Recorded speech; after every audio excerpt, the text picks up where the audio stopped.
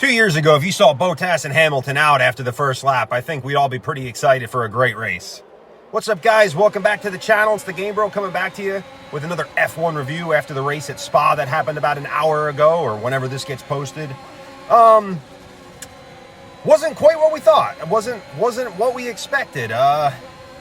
After qualifying and the penalties applied, I thought we'd see a better fucking race, honestly. But the way the race played out in the first few laps, it unfolded so much faster than I think anyone expected.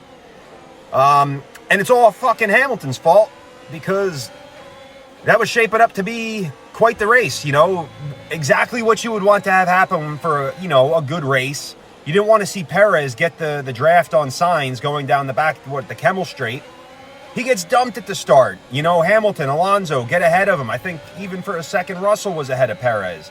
Great thing for the race now, because it's like, all right, if you can boot the Red Bulls back, the race is going to unfold a little bit longer. We're going to be entertained more, But the pace of the Red Bulls today was just on another playing field. Max dominated the race, starting from P14 after, coincidentally, both AlphaTauris have a pit lane start. Oh, wow, yeah, let's give them 2 more spots.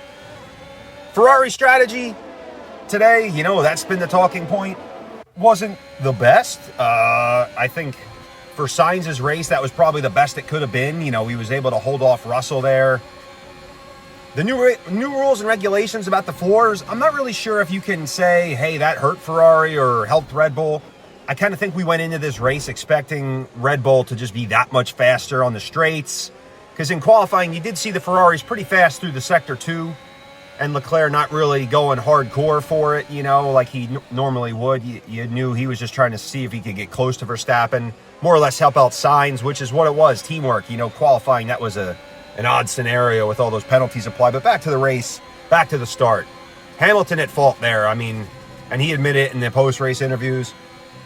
Gotta love Alonso's little radio thing about he only knows how to start from first. And then then after in the interview to Hamilton, they just fucking dig at him. They're like, hey, did you hear the radio, what he said about you only know how to start from first? And he's pretty much like, fuck you, But that's what this race was, it seemed like. It seems like Max's race, even though he started that far out, controlled the race. It kind of seemed like the old, Mercedes time when they were the only one that had that kind of engine power, even though I still think Red Bull's car is down to the aero just being slippery. I think the Ferrari engine's actually better than the Honda power unit, but that's just me. I think Ferrari are carrying way too much downforce, especially for Spa.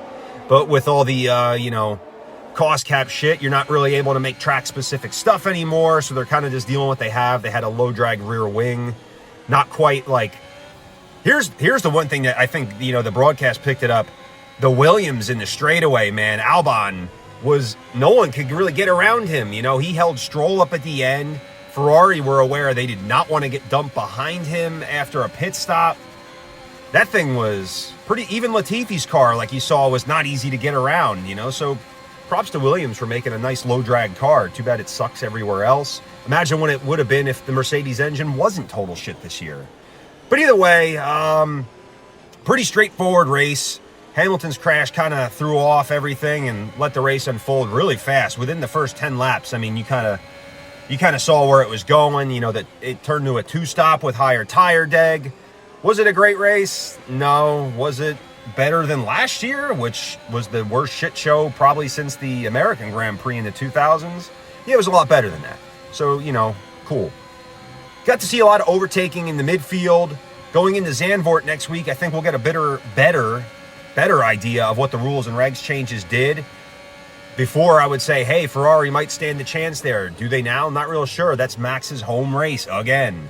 So I'd love to see Ferrari beat Max at his home race. Could you imagine Max in a post-race after losing there to Ferrari? Holy shit, that'd be awesome. But then with Monza coming up after, you pretty much know Red Bull, barring disaster, will probably have their way there with them. So either way, great results. Aston Martin looked pretty quick. I think Vettel was up in the points. The one Ferrari fuck-up, though, is Leclerc pitting for the fastest lap at the end there to go on the softs. Gets kind of thwarted around Alonso. Doesn't get the fastest lap. Speeds on pit road. Gets the penalty. Drops down the 6th, so you don't get the point, and you lose a spot. But, I guess at this point, I don't know why they're even really bothering for the title picture. What are they, 100 points out in both? Who the fuck cares at this point? Just I don't know. I guess anything for them, you know, anything small victories. They'll be around in the next couple years. They sort out the reliability, fire all their strategy team, and hire someone that has a fucking clue what they're doing.